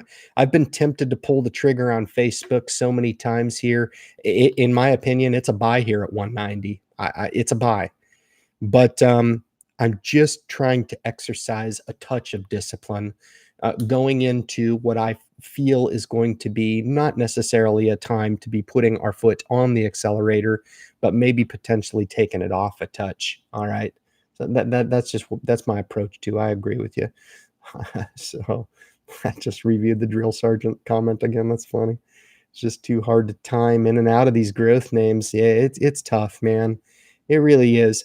I thought about, investing with Aaron also. It makes me think of something, utilizing the M1 finance platform to invest in all these really good growth companies, and doing so using the partial shares and building a growth pie in M1 finance. I've thought about this more and more, and I thought that this would be kind of a cool way to diversify across the growth spectrum, but not do so from a single stock perspective, to really build a portfolio, a growth portfolio, and add a little bit of exposure to a lot of different names. I think it'd be fun. I've got a lot of different good growth names that I would throw in there, and then I wouldn't be so hesitant to throw a Netflix in there, or a Tesla, or a PayPal, or a Booking Holdings, or even an Amazon, a Google, Facebook. You can throw some of those cool names in there. Nvidia, throw that in there, and then just invest in the pie. I just think that would be a cool way to use the M1 finance platform and leverage it a little bit. But I think you're right, man. I don't know. I'm having a hard time pulling the trigger on anything right now. I just figured I could get some growth with Starbucks, but still, it's a good value play too, and I really like the company. I've always wanted to own it. It felt right at this particular entry, and that's why we entered into the stock this week. So anyway, investing in some, make sure your value stocks are not overpriced. Lots of the old dividend stocks are trading like growth stocks. Yeah, I'm noticing that too. That's why I'm holding off on a lot of names that I would love to enter into. Clorox being one of them. I've already mentioned 4 with the Walmart and Target and Costco for sure. Yeah, just I'm holding off on some of those really good companies that I'd love to step into, but I just can't bring myself to do it. So, um, got the one and only Doug Whitaker in the group. I can't believe I lasted an hour and 20 minutes before uh, giving a shout out to my brother, the one and only Doug Whitaker. I love it, man. Thanks for coming in. I really appreciate it, man. Love the support. I just hope I'm giving it back. That's all I can say, man. I hope it's reciprocated. I want to give that support back to you guys. Hell, I love you. I love you. I wouldn't have missed the live stream for nothing. I really enjoy this couple hours with the community. It's awesome. Great to get these ideas from you guys. I'll watch a video later. I miss so much trying to chat and have to watch it again for sure. He's probably talking about Gen X, dividend investor. And I got Mr. Ron D, certainly. Tesla slowly taking over, will be a beast soon. It could very well be. Tesla's an exciting company, no doubt. From an investment perspective, I'm not interested in Tesla here, especially with the market in its current condition. You could throw an Uber in there as well into the discussion. I think Uber is more exciting than Tesla at this point. I think they both are going to suffer from some competition once those shifts in each of those industries really start to take hold. I hear Porsche has offered a pretty interesting competitor to Tesla. The interesting part about Tesla is it's got quite a head start. And that's the interesting part about that company, is that they really revolutionized the market, and there's really not a close second, in my opinion. So, there's thousands of different stocks you could invest in. Right now, I'm just keeping a very, very tight collar on my portfolio right now, not trying to extend too much. If I invest in Tesla here at these high levels, I don't know, it's probably approaching 400 right here, right? And it takes another haircut in half. I mean, my $3,000 investment, which would be about all I could feel comfortable with in Tesla, gets cut in half. I mean, that's a pretty good chunk of my profit for the year gone. Why? Because I want to join the cult? Come on, you know, I'd be more apt to take maybe just a few percentage points and put it into there in a position with Tesla. That would be if I wanted to, and I don't. So that's my perspective. Honestly, I'd rather buy Clorox. So I, just, yeah, now what are you trying to accomplish there? I mean, are you trying to pick it up at 400 because it's going to be worth 3,000 a share? Um, Perhaps you could be right. Perhaps you could be wrong. And it could be the flip side of the equation that I'm talking about, where the stock gets cut in half. Um, I'm not willing to take that chance right now with my money. I like the company. I really do. Again, the product is good. It just fits into a category of growth stocks that I'm just really not that interested in subjecting my money to that level of risk right now. I'm not. I'm not in the market. And as an individual independent investor, man, I get to make that call. It's great. Just because you have the ability to monitor a lot of different options doesn't mean you have to jump on every one of them. I think the disciplined investor, there's probably something to be had for those investors that monitor a lot of stocks, but they act on very, very few. Okay. Pretty important. And I typically keep in my wheelhouse just a pretty good basket of what I consider to be the best in the business, the best. So I typically don't stray from the nest very often as far as that goes. Usually keep it pretty close to the vest. All right. Good stuff, Ron. I appreciate that comment. All right, man. Decided to see Gen X dividend, man. He must have finished up with his live. I did apologize. I missed it tonight. I'm gonna kick over and check it out for sure. But again, thanks for all you do. That's awesome. AVA had to take some profits today. What a rally it's been. Seems a little frothy. I'm of the same sentiment as you. I don't know why you're the first one to come in here and talk about that, but you know, it'll give everybody a sense of reflection when they have the opportunity to look at the what ifs and the should I have done this or this and that or whatever. Um, but we got Tim Tellers in the group right below you, says, "What's up, J Mac?" And Craze 2, cool fan. That's really cool. Pullbacks and corrections give good buying opportunities. So that's probably the perspective that you should have. Definitely. Especially if you have that good capital on the side, so you have the opportunity to keep your investments invested, keep that cash growing on the side to give you that opportunity to put some of that dry powder to work when you have the opportunity. Okay. That's a good comment. I'm doing well in my value stocks with the T and the Newell. That's great. Like I said, I've just picked up the General Mills and the General Motors. I've looked at as well. Funny enough, man, I would be more apt to buy a General Mills than I would a Tesla. you know, that's just me. You don't think that they're getting involved in electric cars? You're crazy. This established business. I like all four of those names. Newell, just coming off of its dungeon tour. So, but a good company for that. I think he probably did some opportunistic buying around 15. I'm sure. I know Aaron's a pretty savvy investor, so I think that's really good. General Mills has been humming around the 50s for a while, but AT&T certainly at 52-week highs right here. I wouldn't invest anything more in the stock right here, but just sit on the 6% dividend and rake it in. Be happy that you got it. So anyway, has anybody been talking about the beatdown TVIX? No, I haven't, but I will take a note of that. That's interesting. Ron D throws out TVIX. I'm not sure. Only playing SPXS. Okay, you guys are trading tickers. That's cool. Good stuff. Taking a beating on Starbucks. How are you taking a beating on Starbucks? What'd you do? Buy it in the 90s? McDonald's and Pepsi? How are you taking a beating on Pepsi? Give Pepsi a chance. McDonald's as well. You'll be fine. I think you'll be fine with every single one of those. All right. Become an investor. You're fine. And Bob Wright, add more to them. There's your solution. Yeah, for sure. Hey, how's everybody? I'm gonna scroll through here. Very cool. I see Ryan Griffin. Yeah, I got Riley Griffith. I don't know if he's talking about somebody else, but yeah, Riley Griffith is in here.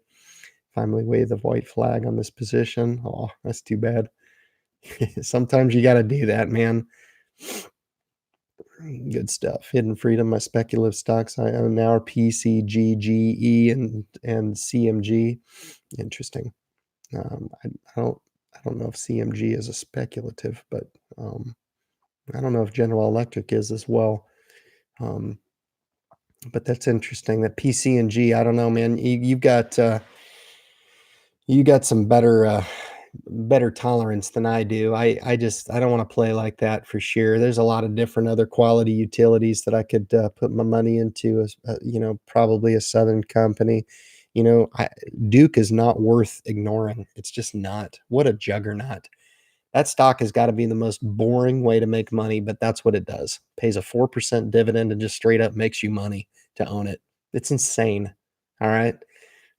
Duke Energy, Nextera, certainly some of the big boys is probably where I would go. But you guys know I seek out the utilities exposure through the VPU, and I'm happy to do it because I couldn't really make up my mind about how I wanted my utilities exposure. So I just went ahead and just bought the whole sector, and I'm happy to do that. I can fund it up. It takes up a smaller percentage of the portfolio, and I'm good with that. It makes my decision making easy with utilities. That way I can focus on other aspects of my exposure. Okay. Just sub to Riley Griffith. Didn't know you had a channel. Good stuff, man. Appreciate that support for everybody. Building up my dividend portfolio. Ron D. I like it, man. That's the way to do it. No screwing around. Makes it easy. Buy yourself some nice industrial companies. John Deere's one that comes to mind. It's run up quite heavy.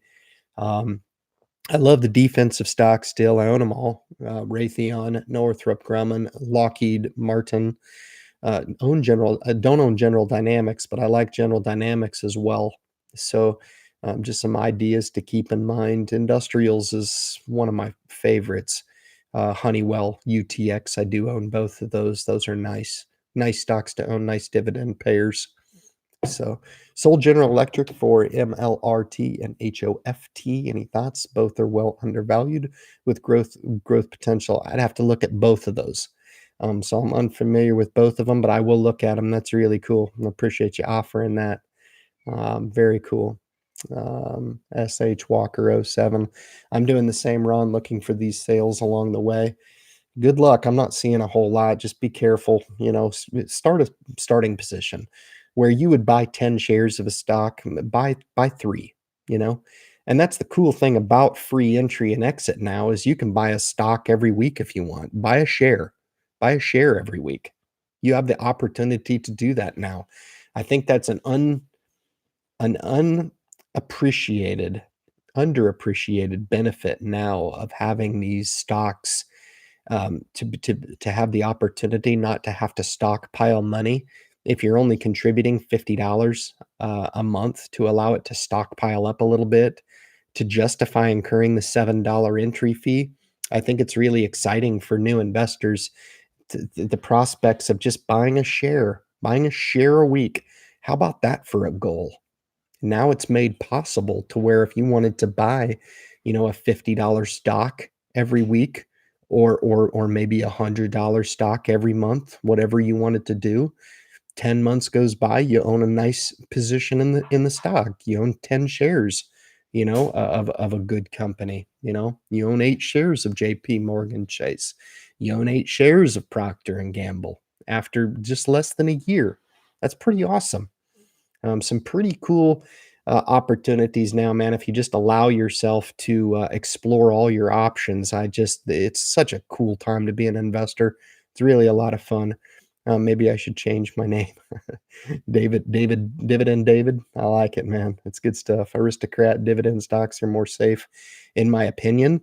That's not your opinion. I think you're right on the money there. I got Ron D commenting. I think it's it's it's the very secret at the end of the blueprint for America. And I don't want to ruin the book for you guys, but they keep alluding to this big secret about wealth creation and what the easiest path is to wealth and how a simple person can accumulate massive wealth in their life.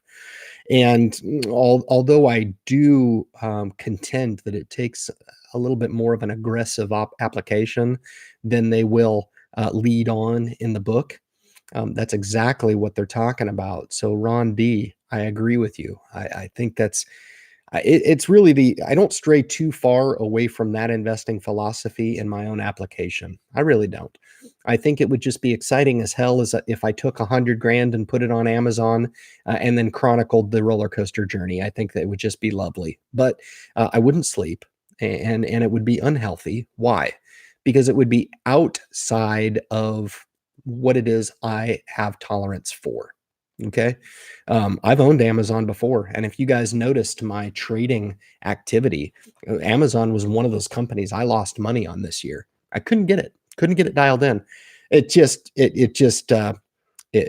blew my mind because there was really nothing technical that you could look at. There's nothing fundamental you can look at. It's really just, has it come back? Are you picking a good entry? And you hope not to get it on one of its $200 or $300 slides, you know? So I just think relative to my total overall portfolio value, I'm really just not into justifying a couple shares of Amazon right here. Um, would I like to? Yeah. Do I think it's a phenomenal company? Yeah. But I'm going to make sure that I've got some real pay dirt. If I really had the opportunity someday to come into some money, which I'm really working on that right now. I don't know if it's going to be through the Independent Investor channel or not. This channel has introduced me to some people that if my opportunity ever comes to reality, it will be absolutely based on my interactions with the fine people that I've got to meet through this channel that have nothing to do really with investing. It just has everything to do with somebody coming onto the channel and being like, wow, this guy's legit. I see something different in this person that I don't see in my daily interaction with people. And I contend that there's a ton of people out there, man, that have the same attributes that I have. People that are hardworking, trustworthy, ethical, you know, want to spend most of their time, if not all of their time, trying to do right by themselves and their family, those types of things. I think those are some of the fundamental values that I think a lot of people share in. I don't think I'm unique in that nature. I don't. I think there's a lot of people that can relate to that. I really do. But Coming to some relationships, certainly made possible through YouTube, and it's very, very few, very few. I mean, I've met thousands of people, arguably through YouTube. Lots of people looking to take advantage of lots of people to solicit and push their own agenda through YouTube. No doubt about that. I get about one of those every day. Seriously. Tell your subscriber base to buy this cryptocurrency and we'll pay you. It's like, okay, you want me to sell out like Judas? Right on, man.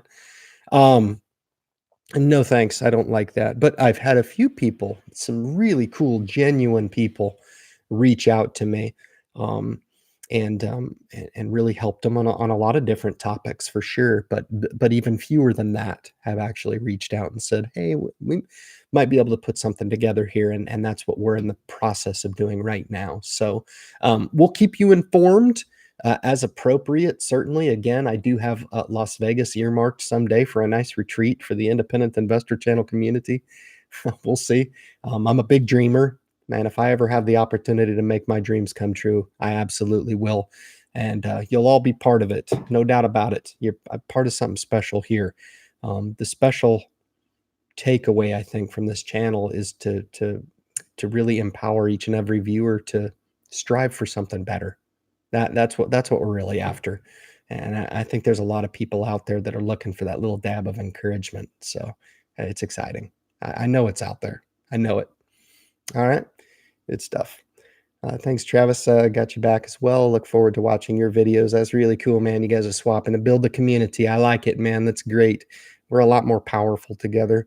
Same here, man. Always learn loving. It's good stuff. As far as I'm aware, choosing an in-state 529 does provide additional benefits. You're right. I had to go through that as well when I shifted my TSP, excuse me, my 529s for my kids as well. Bank of America, I think I had to offer them through Maine, I believe. So it was a little bit squirrely, I think. Um, I would be a little bit interested to research the UGMA account and just invest it in VTI. So, Uniform Gift to Minors Act, if you're curious, look it up, Google it. That might be the little nugget of information that is worth sitting through 8 commercials on the live stream on the feedback. So, hey, if you don't like the commercials, you can always tune into the live stream as I'm rolling it out live because I can guarantee there are no commercials through the live stream. So it's only for the poor, unfortunate guys that watch it, guys and gals that watch it after the fact. And again, I'm sorry. I don't mean to do that. I don't do it. I'm going to blame YouTube. I'm going to blame the man. Okay. I'm going to blame the man. It's all the man's fault. So money always does, unfortunately. True, cool, man. Never bring yourself down to others. Always find someone higher than you and keep climbing. That's true. That is true. You know, I guess I just have some. I vet those people that maybe have climbed the ladder faster than the rest, and maybe are just looking to climb further. I think people have more capability as individuals than they probably give themselves credit for, in my opinion. Yeah. I'd like to try to figure out how to make it without the assistance of somebody else or aspiring to be someone else. Or if I do what this person did, that'll guarantee to render me success. I used to think like that, and I'd like to think that shouldn't be necessary. All right, cool. Tim Teller's one of my coworkers today asked me if I was still into stocks because I said I hadn't talked about it for a while. And then gave him my whole breakdown. I've really only got one coworker started. Yeah, that's pretty. And it's not one of those things that you really need to sell people on. If they're not interested, they're not interested. But I think it's always interesting to understand where certain people come from. Sometimes I meet people who are like, whoa, whoa, whoa, whoa, no way. And it's just like, oh my God, you got your program figured out, man. If it's without stock market, no problem. You're good. I'll leave you alone. Okay. Sorry I mentioned it. So, but a lot of talk up here about owning more property and REITs. Thoughts? Yeah, I think it's really sharp. I'd put stock right now here. I think we're part of somewhat of a bubble already. I do. I think lending practices have retracted back again. I think for the most part, people are getting through the underwriting process and being able to get themselves in trouble by buying a house or renting it from the bank. Let's be real, okay? Nobody owns a house anymore. Okay, you take a mortgage out, you pay it off in 30 years. In 30 years, you're going to own that house. But in the meantime, you're renting it from the bank for a lot of interest. Okay. Um, so it really just depends. I had a good conversation about modular homes with one of my colleagues this week. I was intrigued, really was, with the prospect of just buying a lot of land and getting with a modular builder and actually saving costs that way. Looking to put a side hustle in your portfolio or a side account where you're actually saving to maybe potentially put a big chunk down, if not the whole thing, on a home someday. And in the meantime, while you're not owning a home, you're saving for a home, maybe living below your means, maybe in an apartment like I'm doing. You know, I'm not proud. I'm just me. I'm good. I live in an apartment. It's a nice apartment, but I don't own a home. And I was I wanted to be tempted to buy a home. I just couldn't justify it at these levels. But I do like REITs. I seek out my REIT exposure now. I should have picked up AMT actually at 206. It was a good entry. I think at 210 here. I don't know what it did today, but AMT is one of my favorites. But I own V&Q, and I'm happy with that. That's a good exposure to the REITs in real estate. I'm happy with that. So that was one of those other justifications that I made by just buying real estate in an ETF, so I could own exposure to all of them, just in case things got a little bit cranky and I could watch the entire market adjust back and then take the opportunity to strategically buy the entire sector at the same time through the ETF. That was my thinking on that one. So really good question. In the stock portfolio, it's one thing that's very simple, but I would love to have some tangible property to own someday. I think that's really sharp. I just don't think there's a lot of opportunity in that either. I think we're in a housing bubble right now. That's what I think. So I think lots of people's buying houses that they can't afford. That's what I think. And I'm not one of them right now. So, all right. All right. Got Lydia in the house, man. Lydia's off of work. That's great. Very cool. I have trouble finding people higher. Not that I'm all high or anything. Good stuff. I'm finally free from work. Yay, that's a good feeling.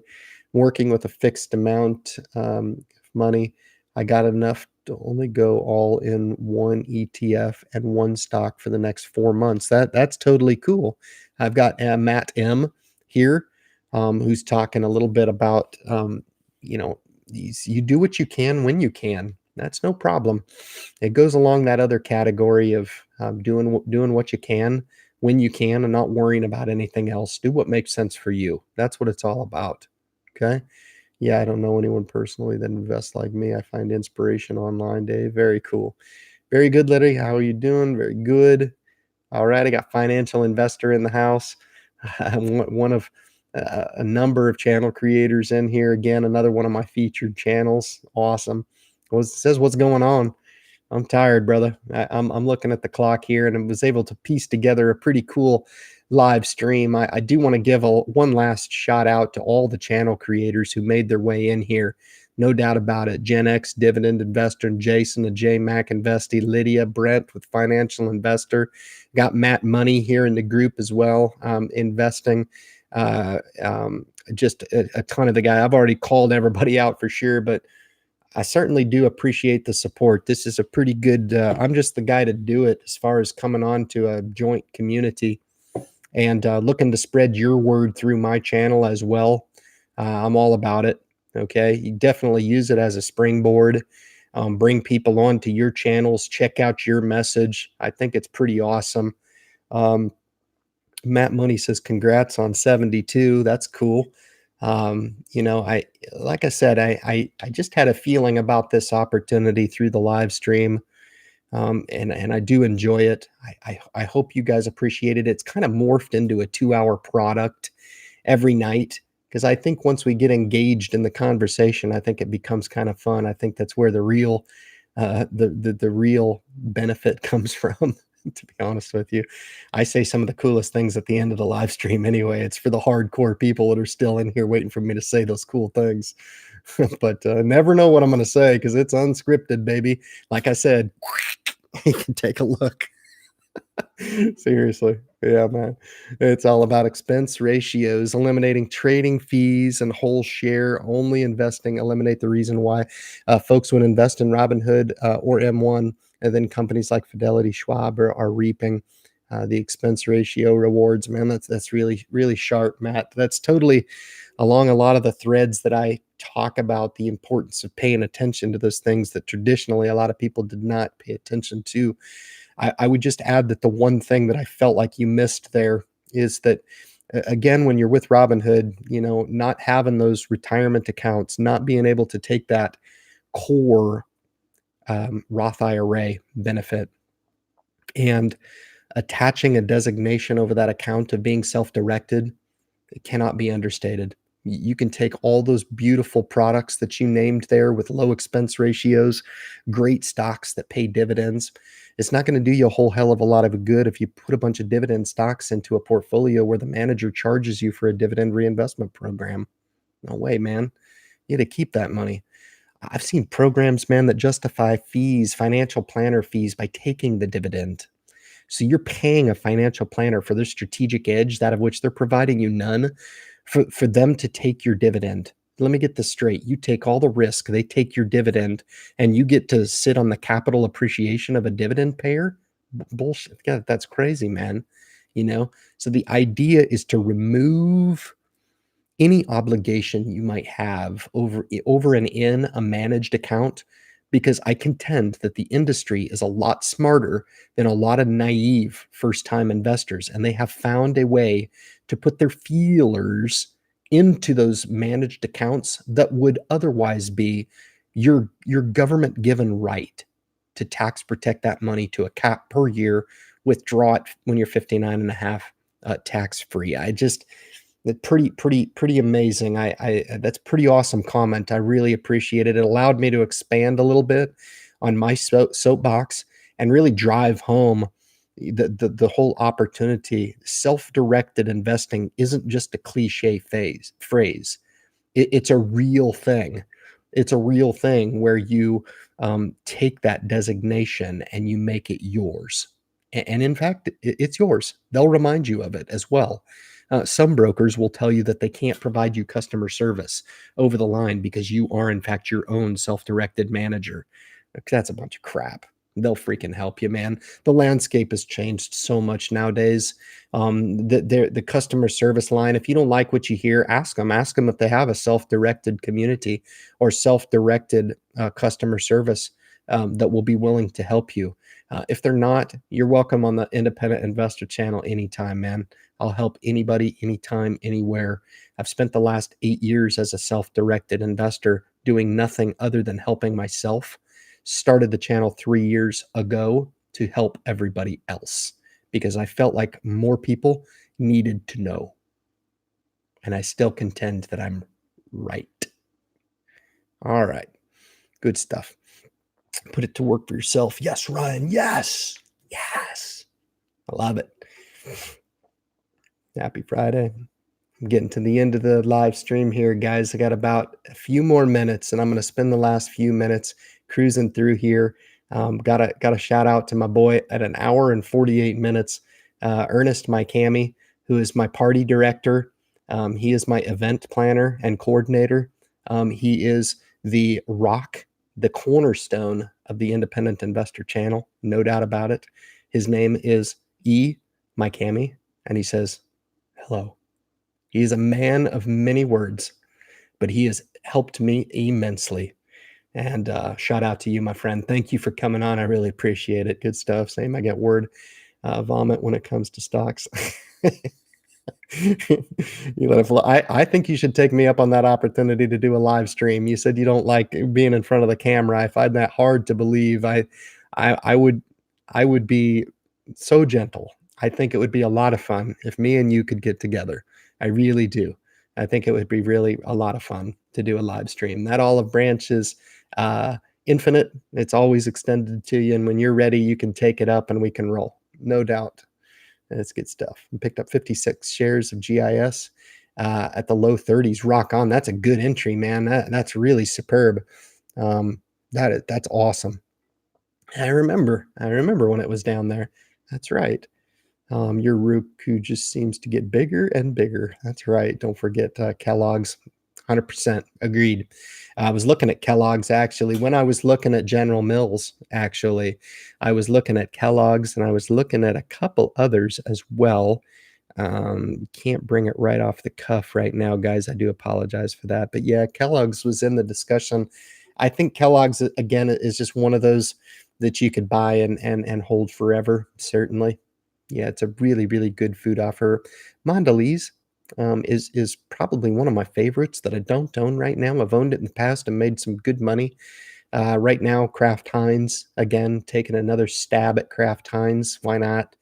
Sit on the fat dividend and but Mondelez I think is another one that's not talked about very often that definitely deserves to be in the conversation. Okay, Tim Teller said I added Starbucks this week also. Good move. It's brilliant. Brilliant. like great minds think alike, man. Is Kraft Heinz undervalued? Yes, I do believe that it is. All right, I sold Starbucks on a spike. Good. Have been underwater in it and finally got a little profit. That's awesome. That's awesome. Maybe you just try to recover some of a bad position that you took, I think, and you get it back into the green and want to just free up some cash. I think that's a pretty good move. Ron D says Joe Carlson is well worth checking out. Yeah, it's incredible. Yeah, he gets my highest endorsement. Joe Carlson's legit, no doubt. Lucky to have him in the community for sure. He's popped into the live stream a couple times, but he doesn't come in very often. But he's doing a great job on his channel. I just wish him all the best. Guys like that, the guy deserves 1 million subscribers. Million. He should be touching major audiences with his delivery. I think it's a beautiful thing. I think everybody loves Joe Carlson. I'm not sure. I'm not sure. He has a little different delivery with the longer videos and Gen X dividend as well with the longer videos. I think that's kind of cool. I mean, they're doing something that's kind of untested a little bit. And so I tip my hat to that. I that's really cool. I don't know how many people are willing to watch those, but you're probably getting a lot more of a loyal following. People who are really interested in what you have to say are willing to sit there and listen to what you're putting down for a touch. You bet. I think it filters out some of the riprap, in my opinion. I still like PayPal, but I'm concerned about growth stocks now. So Sarah Logston, Sarah's been with me for years, since the beginning of the channel. It's really cool to see you pop in here, Sarah. Thanks for coming in. I think you're fine with PayPal. I'm with you though. I found that owning Visa has been a lot better move for me. I have made some move in channeling PayPal, but I too am not really that interested in owning a lot of growth, if any. I don't have any right now in the portfolio. Some by technical definition, yes, but nothing I would consider high growth, non-dividend payers like a PayPal. Okay, but great company. I think you'd be okay. It just has to be, it has to be within reason, within a portfolio, and it can only fit in certain ones. Okay, but really cool. Portfolio is 50/50 growth to dividends. That's a little more aggressive than I would want to be right here. Travis is throwing down his portfolio mix. It kind of depends on your age. It depends on the holdings. You know, a 50/50 philosophy, a 50/50, you're still got 100% of an equities portfolio. That's pretty aggressive, you know. by any stretch. So I tip my hat to you for sure. Just monitor it. Make sure you're at least keeping pace, making sure I mean, you should be outpacing big time with the amount of risk that you're taking. So if you're meeting the market, you could just as easily do that in a nice diversified ETF S&P. But just keep in mind, if you're only matching or outpacing or creating a couple basis points of alpha, might want to reevaluate that program. I don't know if it's in line with your risk tolerance. Who the hell am I to say? But that's a little more aggressive than I would look to be right here and right now. It's just my opinion. All right. Travis, how about growth companies that pay dividends? You betcha. Have fun. I'm starting to see Tesla in the streets. What do you think about Tesla stock? Everybody always asks me about Tesla every week. Tesla, the stock, I don't like. I'm not a fan. I don't really invest that way. Again, I kind of explained it. The way that I would want to maybe do it is to take a bunch of my favorite growth companies, which I have a lot. I really do. PayPal's one of them. Uber is one of them. I think Uber's a better buy right here at what $28, $26 a share, than Tesla. Both companies I like. Uber I like as an investment. Tesla I like as more of a, I wouldn't say speculative, okay, in all fairness, but certainly in the growth category and very high risk, okay?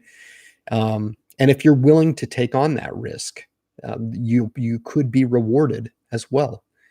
So I don't want to tell you one way or the other. I will tell you I'm not investing in Tesla, nor am I tempted one bit. Okay, if I was sitting on hundreds of thousands of dollars, maybe approaching 500,000 in the portfolio, and I wanted to take a small portion and take and start that growth portfolio, I could see owning a little touch of Tesla in a grander pie, perhaps in M1 Finance, with nothing but growth in there. And I would pack it full of other stuff too, and become an investor in the pie. That way, it limits my single stock risk within that pie, but I still have the opportunity to invest in it. Any one of those slices of that pie go get hit really good, then those investments are going to go to fund that lowest holding in M1 Finance. I think that's just a cool strategy. It's one I've been thinking about for a long, long time, and I think it's got some merit. I really like that idea. Instead of just taking and buying $5,000 worth of Tesla stock, not a fan. Not a fan right here. Not a fan. Even in mine. Yes, hybrids are amazing. Visa is one of my favorites. Waste management, you betcha. So I own Waste Management and Visa as well. Lydia, that's really cool. Anyone use Schwab? Brent is asking. I think that there's been a ton of people who have hit me up through the course of the channel, and probably the number one customer satisfaction broker, Charles Schwab being number one, Fidelity probably being number two, TD Ameritrade being number three. Those are the top three based on no bias, no nothing, opinions that I get back and give me their honest, candid feedback. That information to me is invaluable because I get asked that question all the time. I really do. And if I had it to do over again, I would look really long and hard at Charles Schwab. I really would. Okay. What stocks do you have your eyes on? Good stuff. Hi, Doug and Linda. Good to see you too. Got Vincent Romero in the group. Awesome. Took some profit. We got David Mathis, who's been with me for long, long time, as much as I can give him credit for since the inception of time 3 years ago. Took some profit in Disney this week, but since my account needs to keep growing, reinvested back into the account. Rock on. Good, good. I like that. Disney's not a company that I trade in and out of. I own it for the long term. It's not going anywhere. That'll be a gift to my children someday. It doesn't need to go anywhere. It's doing its job. I'm happy. So Visa give me a 25-cent a share not long ago. I'll be retiring in no time. Yeah, it doesn't pay a very big dividend. Visa's a very anemic dividend. They choose to buy back their shares which is kind of crappy, to be honest with you. I'm concerned on 3M. I wouldn't. J&J and Disney. Don't be. You're good. Those are good companies not to be concerned with. Have 25 single stocks now, and M1, all of them are up over cost now. Rock on, man. That's a good feeling. Jesus, 25 for 25. David Mathis points out something really interesting. So if investing was like gambling, do you think you could go in and play 25 blackjack hands in a row and win all of them? All right. Something to think about when you're deliberating or talking to people about investing. Some people just don't get it. But I don't think there's been anything that I've come across, and I used to play blackjack. I don't have a problem with it. Love it. Love the game. It's great, but it's gambling. Okay? It fits into a certain category. As far as stock market investing and your ability to control your own hand and cash in your chips when you want to, reinvest back into that. You don't have to hit a hot streak necessarily. You can wait out a position. Really, if you understand some of the strategies that you can put on your side when you deploy risk into the stock market, there's a lot of different ways that you could win. And David Mathis has just declared that 25 out of his 25 stocks in M1 Finance are in the positive. Now, again, I come back to it's never really as good as you think that it is, and it's never really as bad as you think it is. Okay. So you may look at the portfolio and say, wow, all right, I'm up in all of them. That's cool, but keep it in perspective. You've just created a little bit of insulation in the portfolio. Um, build some cash, continue to invest, take that opportunistic buying when it presents itself. But again, I've always said, man, any of the folks that have been with me for a long time come into the channel and declare to me that they've deployed a strategy that's rendered them some profits, and in this case, in 100% of the holdings. Yeah, that's what it's all about. I really like that stuff, man. That's good. All right. And getting toward the end, guys, gold nuggets. That's awesome. I wish gold nuggets is one of those things you can invest in. I like it. You want nuggets, invest in McDonald's. Very cool. Very funny. Very funny. A bunch of funny people in the group. No need to edit when the words of wisdom speak for themselves. Yeah, hey, I tell you, Travis, I really appreciate that. I do speak from the heart. You want to talk about somebody that's, technically savvy. I'm not one of those. No way. I think that's one of my successes is that I can admit that I don't know a lot. So think about that for a while. Socrates. So I get a little Socratic method at 2 hours and 2 minutes. I'm just glad I made it through this live stream because, again, I'm running on fumes tonight for sure. But I do want to thank everybody for making their way in. I know it's hard to find good value. I'm still building a position in those companies. I'm not buying a lot. I have done way more selling. Good stuff, Sarah. I know you're in the building phase right now of your aspect, and if you feel like you're, kind of finagling or second guessing yourself too much in the portfolio, I take a little wise the wisdom. You've been with me for a long, long time. Don't underappreciate the value of an ETF. Certainly, that can take a lot of that guesswork out of the investing avenue. And for me personally, I've said this many, many times. It would be a heck of a lot more intriguing if I came on here and just provided high growth names for the YouTube community. I'm choosing to move away from that perspective a little bit. I'm choosing to become a little bit more of a passive investor, looking to sharpen my application and my portfolio and align it a little bit more with where I feel my tolerance is as I get a little bit older. Looking to really, really diversify the portfolio and allow the portfolio to grow organically and not so mechanically. Right now, I've been doing a little bit of what you're talking about, taking a little trading profit here, putting it back and forth. I'd rather take a little bit more of a slower roll position. Yeah, still keep my good quality positions. Some Microsoft, 3M, J&J, few you've mentioned.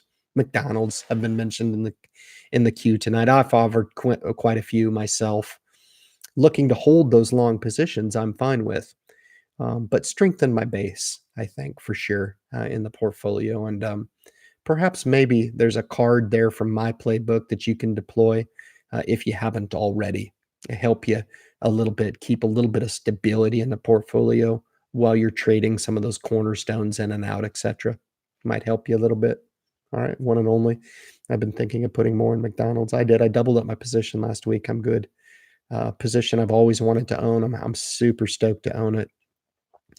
Guys, I'm gonna have to forego the end. I am over 2, and in all fairness to the folks that, tune in and subject themselves to all the commercials on the live stream, again, I made my apology tonight, but only so far. Please keep the, constructive criticism to a dull roar. Trust me, I'm not getting rich on YouTube, from the 8 commercials that are auto-installed on my live stream. Trust me. Okay, nobody's retiring tomorrow on you guys wasting your time watching the commercials. If you don't like them, skip them. All right. But anyway, guys, thank you so much for making live stream 72 another success. Really appreciate it. It was a grinder for me, but it was a lot of fun tonight. It really was. We're going to tune in next Friday again, live stream 73, same place, same bad time, no doubt about it, 9 o'clock Eastern Standard Time. You guys kick in here. If you have anybody that you know, bring them onto the message, man. Tune them on. Let me know that they're coming on, and that way I can kind of provide a little bit of an introduction to those people. I really like the opportunity to talk to new investors. I take that opportunity very, very seriously, in introducing maybe some of the things that maybe they don't know about the stock market, and perhaps maybe dispelling some of the things that they think they know about the stock market as well. Guys, thank you so much, man. Enjoy your weekend. Have a lot of fun, and we will catch you next week on live stream 73. Thank you so much, guys. Take it easy.